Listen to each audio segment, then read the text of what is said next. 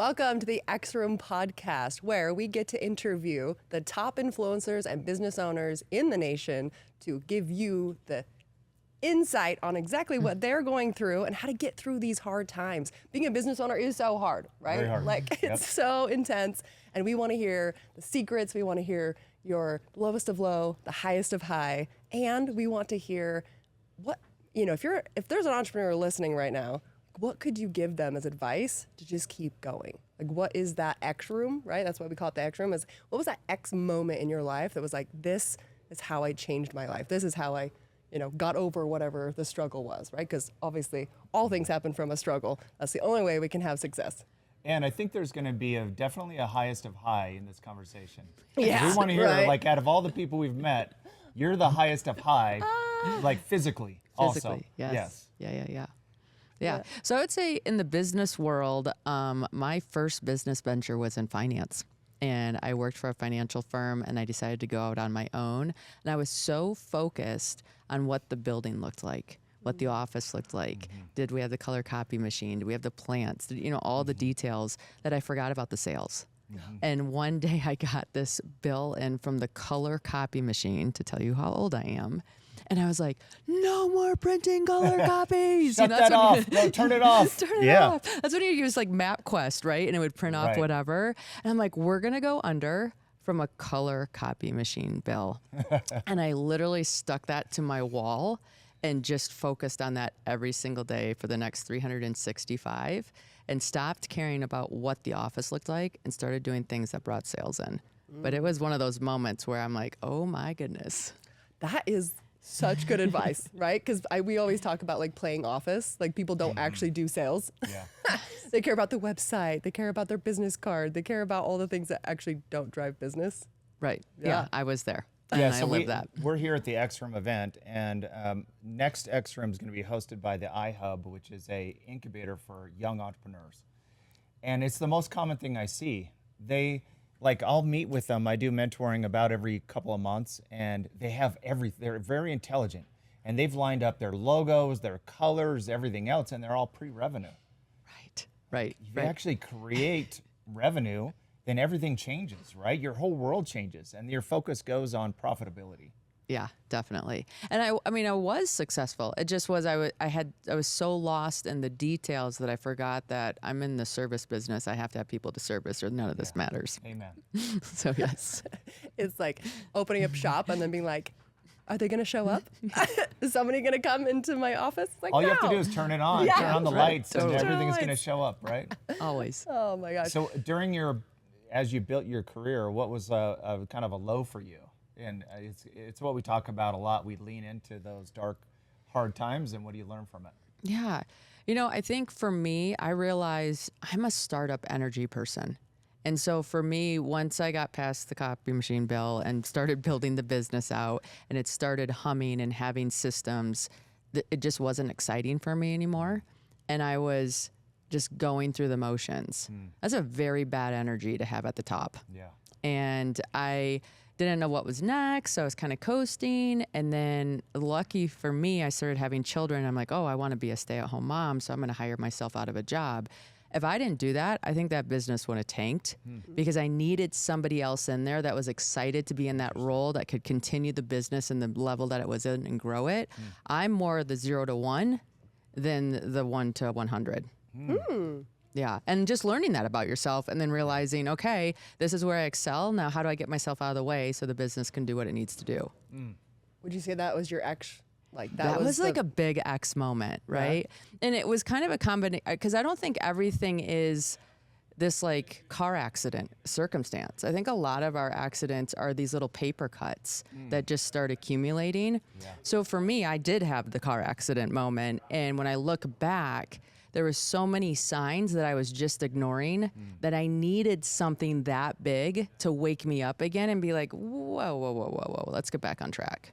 purpose, passion. Oh my gosh. That is, I couldn't have said it better. I feel like aces in their places and knowing that spot for you, that just makes me so happy, right? I got the chills that moment because sometimes you shouldn't be the CEO. Right. Sometimes you shouldn't be the CFO, right? You think, right, small businesses always are like, oh, well, it's got to be up to me, right? If it's it's gonna be, it's gonna be up to me kind of vibe. And it's like, oh my gosh, that will destroy a business sometimes. If that's not your ace, if that's not your spot, find that person. Like, that's get hard out of the though. way. Get out of the way. How did you find that person though? Because I feel like that's Yeah. super hard. Like, how did you know who was supposed to take on? You know, I didn't get it right the first time. And I Okay. think giving yourself that space and the permission to not get it right the first time allows you to realize, for me, I was like, I'm hiring this person, but in my mind, I'm dating them. And I'm going to learn about what works and doesn't work. And hopefully we can figure this out together and have this be a long-term relationship. But if it's not, what did I learn from this relationship so that the next one, I know more of what I'm looking for? That is such good advice for all entrepreneurs. It's okay. Give yourself grace, right? It's okay. And I love what you said too. Is like it's sometimes it's these little things. It's like all of a sudden that fire in your gut that you had as a startup starts dissolving, and you realize it's time for a change, and you're the change, right? Definitely. And it's like I think a lot of us that are entrepreneurs, especially in this X-Room group, like we have a lot of facets to our personality. And so we don't want to be, hey, I only run Crumble Cookies, or hey, I only have Swig, or hey, I'm only in real estate, or I only have the tax hive, I only have these things. Our brains like a lot. And so it's like, I excelled here, I did this, I don't want my story to only be that. So now it's, let me hand it off to somebody else and let me try something else, because I like to be in the arena and play the game. What was that car crash moment for you? Yeah, I mean, it was a physical car crash. So I lost my wallet and had to go to Heber from Park City to get a new driver's license. And on my way back, I collided with a semi truck and should have died. I had 3 flips, sideways rolls, all the things. The police came to the scene and said, there's no way there's somebody alive. Luckily, I was. And they called me a few weeks later and said they rebuilt the accident every way possible. And there was not a scenario where I lived, let alone walked away. So I obviously have something still to do here. Yeah. You're a walking miracle. I'm a walking miracle. I remind my children that all the time. Yeah.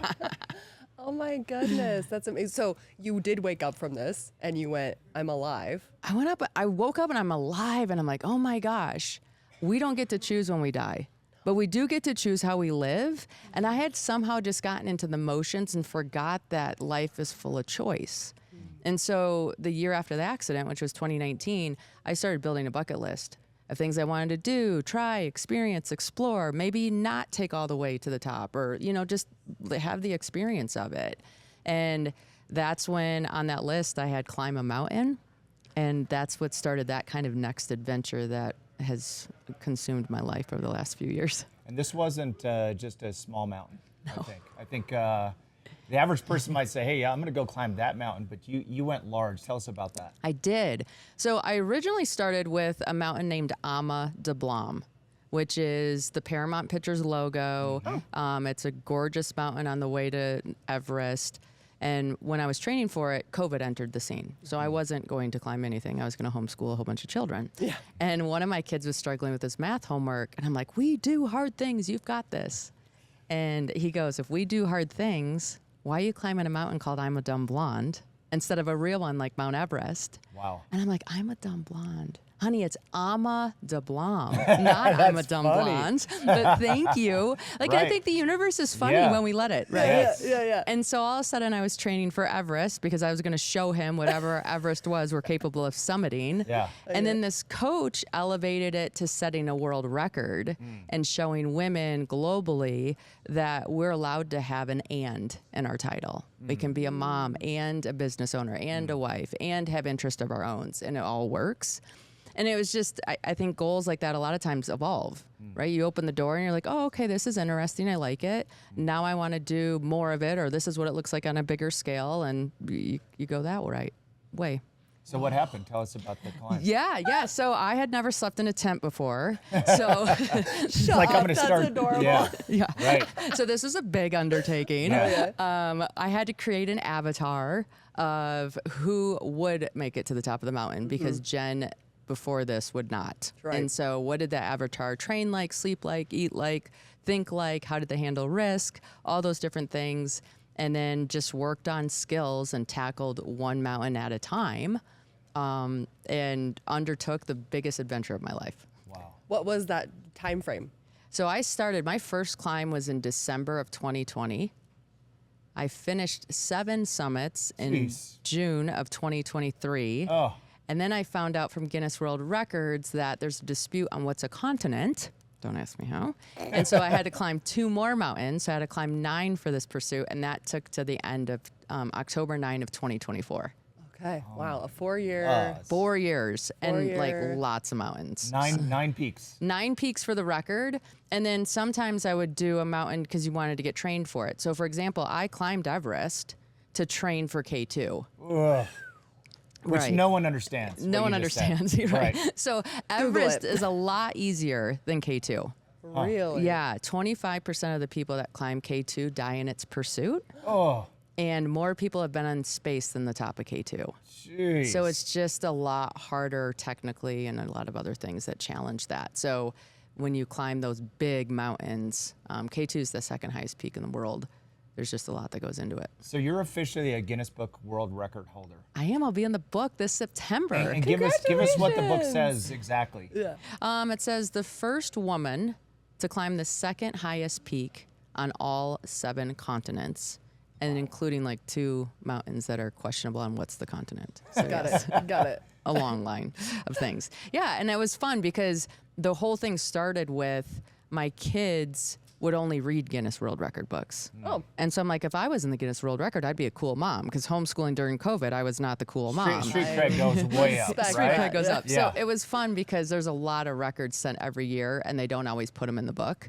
So when then Guinness reached out, they're like, hey, you're actually going to be in the book. I'm like, full circle moment. Yes. Yeah. We got to do some kind of party. We got to do an X party when Let's you do finish your it. book. Oh my Perfect. I'm here gosh. for it. So So fun. congratulations on all you've accomplished. It's really inspiring, especially this last part. I think. Yeah. I mean, our jaws are just hitting the ground. Yeah. It's like you've done nine peaks on 7 continents. Yeah. And you know what's fun about mountaineering is very similar to building a business. And so for me, with this personality that likes, every mountain's different. Every climb starts at the bottom. You get to the top by continuously choosing to climb. We don't get to roll uphill, right? Like it is this choice that you have to make every single day, and you're going to have new factors that you're going up against, and you still have to say, no, this is more important. 100%. So amazing. So what's your greatest, in closing, what's your greatest piece of advice for someone watching this? I mean, you've covered so much, but what would be the one thing that you would have them take away? All good ideas are crazy. Not all crazy ideas are good. But if your idea is crazy, like that is a good sign. I think you need to lean into that and see what unfolds. Because when I started this, I wasn't a hiker. I didn't sleep in a tent. Like there was nothing that lined up. But in my heart of hearts, it felt like the right thing to do. And the more I leaned into that, the more I confirmed it. I think that's true for all of us. So where are you headed now? Like where does life take you? So right now it's really fun because I'm sharing the story on stage, and I'm really helping companies go from vision to victory. Yes. How do we get this idea that we have, execute it to get to where we want to go? And that's just fun because now I get to be a part of other businesses and not have all the headaches that go with it. Right. I understand that. I think anyone watching this too is now inspired to because it takes courage. And there's a certain amount of fear involved. Like I think anyone watching this has probably a crazy goal. Yeah. They have something that's been burning on their minds. And what you're saying is like, maybe it's time. Maybe it's time for them to take that action and go do it, as opposed to just kind of keep it in their thoughts. Oh, 100%. Like I always think, my line in the sand is pretty black and white. I would be dead. So any moment that I'm alive for, I'm so grateful for, and maybe the outcome wasn't what I wanted, but it's still better than not being here and having a chance to try the outcome. Love it. Right? So when you're always looking at we're on this planet for such a short period of time, do your thing. Like do it. Yeah. Love it. So great. Oh, you are such an inspiration. Thank you. Seriously, thank you for being here. Thank you. Yeah. Bring us welcome home, back. Yeah. Maylee. Well, thank you for watching. This has been the X Room podcast. Please like and subscribe and ring that bell, and make sure you share this with all your other friends that are also entrepreneurs that needed to hear exactly what Jenn had to offer. This was incredible. Thank you so much for being here. And we will be back with so many other awesome Yes. entrepreneurs today. Yes. 8 more shows, I think, today. Yeah. Yeah. Perfect. Love it. Thanks so much, Jen. Yeah, We thank really you, guys. appreciate it.